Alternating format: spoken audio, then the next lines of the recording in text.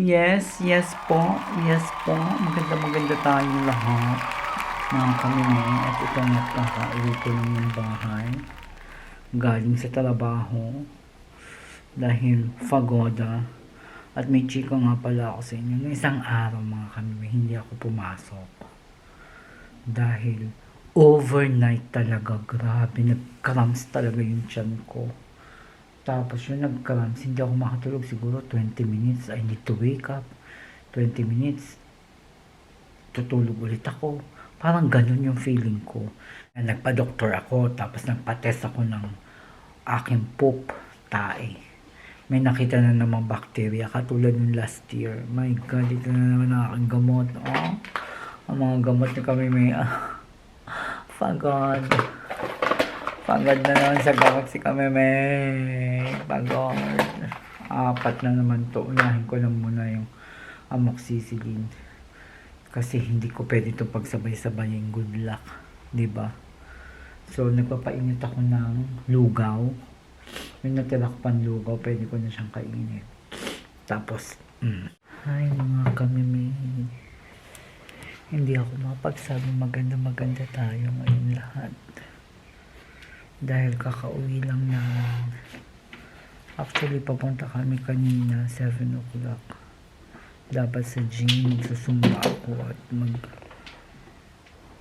kaming dalawa. So, alam niyo naman dito, bike lang, bicycle. So bicycle, kasi mabilis to magbike eh. Anong nangyari?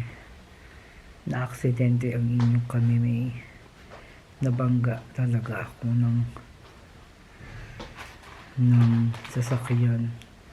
Tumabuti na lang, ito yung agad yung inano ko at saka yung hip ko. Ito, nabugbog yung hip. Grabe, iyak ko doon dahil. Tapi alam mo yun, natakot ako, nervous ako. Yeah. I feel so nervous. That's why I'm so cry a while ago. Yeah, but that's okay. That's Yeah. your way of expression, baby love. And the good thing I hear you. That's why I come immediately. Yeah. I'm shouting or what? Wow! Yeah, you're very typical. Something is Yeah. a little going wrong. I noticed your scream. Yeah. And then mabilis siya, sabi pa nun. Tapos tumawag siya. Madami ng tao, hindi ko na napansin kasi nga umiiyak ako. Gawa na nervous. Pero mas maganda pa rin kasi yung in my back, they have I think the motor. Yeah. He stopped. Yeah, he stopped. Oh. And someone on the bike he stops as well. That is why I think it's And then like 6 or 8 people. some girls, strangers, they call the ambulance and They the call the police. ambulance. They write down the license plate from the car. Hindi lang the ambulance. They give It's too late. instructions. Don't move. Too late. Okay? Don't move, sabi nung babae. Don't move because the ambulance is coming. Kasi dito hindi pwede kang gumalaw. Gusto ko nang tumayo. Napakalamig. It's so cold a while ago and then so windy. That's why and then I'm in the floor. True. When you're just holding it, I'm so happy you're wearing the gloves. Yeah, I'm so happy also, and I'm so happy also I wear my Crote dog big jacket. Grabe yung nangyari sa akin. Ngayon lang, kakauwi lang, naglakad na ako. Sabi kasi, tinignan lang ako sa ambulance. Sabi, tinignan, binaba yung aking hip. Sabi ko, yung hip ang tumama sa akin. Sabi, wala namang dugong namuo. So, pinababa na ulit ako, hindi na naman daw ako dadalhin sa ospital. Parang nabugbog lang talaga yung aking muscle. Buti na lang ang mga angels ko ay savor for me. Thank you. Tapos ang sabi pa din sa ambulance na babae, sabi niya, akala daw ng driver liliko ako pa kanan. Sabi ko, ba't ako lilikong pa kanan ko? Iniintay ko yung stoplight.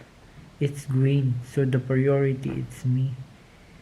Reckless lang talaga mag-drive.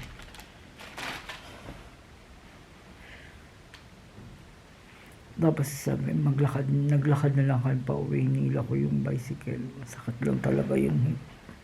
But other than that, oh, you know, I feel it. Oh. Dito talaga yung tumama. Dito, yan. Oh, and I feel it. So, ayun na nga mga kami. Alam mo pa, napakabagal ko mag-drive ngayon ng bicycle. Kasi nga malakas yung hangin. Kasi kakatapos lang ng bagyo. And then, after noon, sabi ko sa jowa, ang lakas ng hangin. So, dandahan lang talaga ako. Wala na kasing snow. So, hindi na siya madulas. Kaso mahangin lang talaga. So, dandahan lang ako kasi nga takot ako. Lalo na nasa city kami. Ang bilis lang talaga nung driver. Grabe sila. Eh, akong kaunang-unahan doon ni akala daw gigit baliw. Baliw yun. Oh, ang bagal ko daw mag-drive. Kek man. And then tapos sabi niya, get well. Yun lang ang sinabi ng driver. Sabi pa nun, ay nako, ewan ko na. Ayoko na silang isipin. Buti na lang hindi ko sila tinignan. Parang clips lang, yung ginanong ko lang ang mukha ko sa kanila kasi ayokong picture yung mukha nila. It's good I don't look the driver because I don't wanna see the picture who's makes for my. It makes me in my mind that I hate you. I don't want like that. That's good. Good you don't do. Sakit. Oh, na-aksidente si Kameme. But thank you Lord, ito na lang ang nangyari sa akin. Walang ibang nangyari. Oh. Ang ingat ko talaga mag-drive ngayon. Actually, kung kailan ka pa nag-ingat ngayon pa ganun talaga. Bilis kasi magpatakbo ng jowa. Ang jowa nasa kabila. Narinig daw niya, sabi naman niya, narinig daw niya akong sumigaw. Kaya bumalik siya.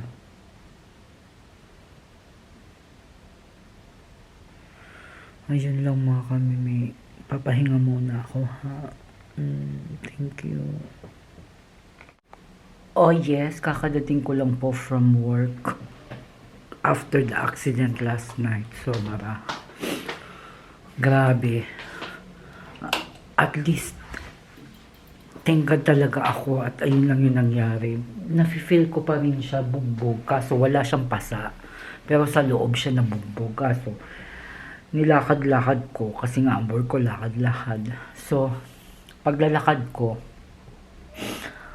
ayun, na-exercise siya. Thank God, ayun na lang. Kasi, talaga yung driver, sinabi lang niya sa akin, get well soon. Yun lang. At hindi ko na rin naman siya tinignan. Dahil ayoko makita at maalala yung nangyari sa akin. So, for now, hindi pa nga tapos ang aking medicine. Tapos ngayon, yung sakit ko sa tiyan. Tapos nabangga pa ako. Diyos ko, Lord, sunod-sunod. Hello 2024. Okay lang yan. It's a part of our experience and journey. But thankful and grateful to all my angels. Kahit hindi ko sila nakikita. Dahil lagi nila akong nililigtas. Actually, dun sa work ko, twice na akong nahulog din. Pero, buti puro mga balakang lang ang tumatama sa akin. Malaki atang balakang. Buti na lang may mga angel talaga sumasalo sa akin. Buti na lang, grateful talaga ako. Thank you, Lord. Talaga, ayun na lang ang aking iniisip. Ayoko na mag-isip dun sa driver. Dahil sabi nga ng jowa, may titistigo talaga kung kailangan ko. Kaso, wala naman akong masyadong nasaktan sa akin, kaya hayaan mo na, nasa pulis na naman yung record. So hindi ko na lang siya, hinayaan ko na lang siya kasi magko-conflict pa, at buti na lang, ayun na lang. And I hope sana hindi din naman niya alam ang vlog ko. I hope sana maging aral na rin to sa kanya, at lalo po sa mga driver na sobrang kaskasero. Sana wag kayo masyado mag super kaskas sa karsada, kasi yung mga taong malumanay magmaneho, malumanay maglakad, malumanay lahat, 'di ba? O aksidente is aksidente, pero hindi maiiwasan yun. Pero kung nag-iingat ka, ako nag-iingat ako, paano naman yung iba na hindi nag-iingat, 'di ba? Kasi kami city, anytime marami talagang sasakyan. Kaya meron talagang lane ng mga ano dito. Kita nyo naman, kahit sa Amsterdam, may lane talaga na pang bicycle. So, i-stop ka talaga pag may stoplight din ng bicycle. Go ka talaga. Nasa priority lane ako. So,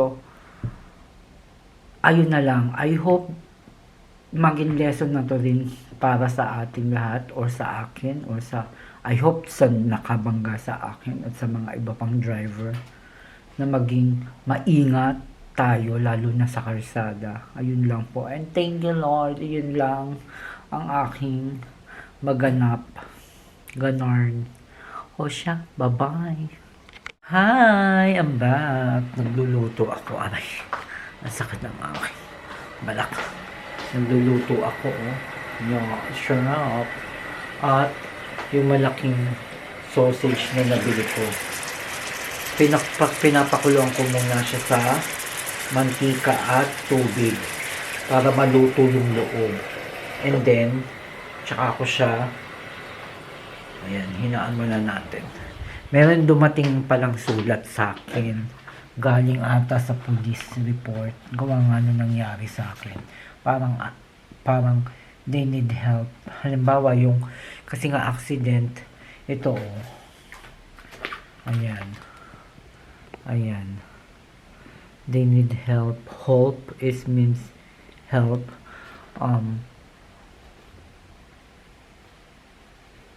Kasi nga, pag na-aksidente ka, para may trauma. Actually, dumaan ako doon. Parang alam mo yung sa umaga, parang tapos pagbalik ko, nakita ko yung sarili ko na, oh my God. Tapos pagtatawid ako ng kahit merong crossing line, may nervous na ako talaga, as in. Sabi yung jowa, pag daw yun tumagal, then I need to call someone to help me, to assist me for what happened and like. Tsaka parang ayoko muna mag-bicycle. Talagang, na-trauma tayo. Hindi naman na-trauma. Sabi ko nga, thank God yun na nangyari sa akin. Tsaka nakaka-smile pa tayo. Pero, pag makikita mo yung place, every morning mo madadaanan, nagtataram na nga lang ako. Tapos, ayun, pati ako nawawala na.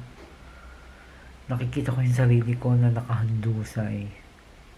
Sa sobrang lamig pa, hindi ko kaya maiangat yung aking hip na kaliwa kasi nga sa nangyari sa akin. So, buti na lang may mga ganitong assistance dito.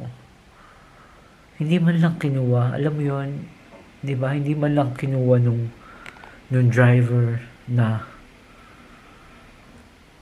oy, kunin ko yung number mo para if ever, alam mo yun.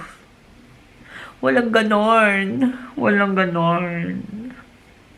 Kaya nakakapagod. Ano ba yan dito? Hindi ko na alam. Hindi ko alam. Basta yung police na lang ang may report nung alam ka naman ako pang kumuha ng number niya. Pakonsuelo di Bobo, in fairness. Diba? Let's see what is next in the few weeks. I hope this one, I keep on praying na malampasan ko yung narito pa rin sa utak kasi yun nangyari eh. Sana malampasan ko yun. Mawala din yung kahit paano takot na ma-enjoy ko ulit ang bicycle. Or else, bike na lang doon, hindi na lang sa city. Hindi ko alam. Please pray for me, mga kamime. I need your prayers for everything. And I including in my prayers. Yes, so ito na nga yung aking sausage. Diba? Nagmamantika na siya. Para maluto pa siya. Kunti pa. Yung pancit ko guys. Makakuha na akong jowa nilang hindi. Malapit na yan. Pag ito naluto na mga kami may papakita ko sa inyo. Share kami ng jowa dito. Ang laki na nga nito. 500 grams to guys. Ay! Ingay ko na. Ayan na. Nabawasan ko na. Kumakain na nga ako eh. Sorry naman mga kami. Ito ang finished product. Dami pang oil na natira. Hindi ko na lang nilaga at ayoko na masyado ma-oily. Kakain muna kami. Bye-bye.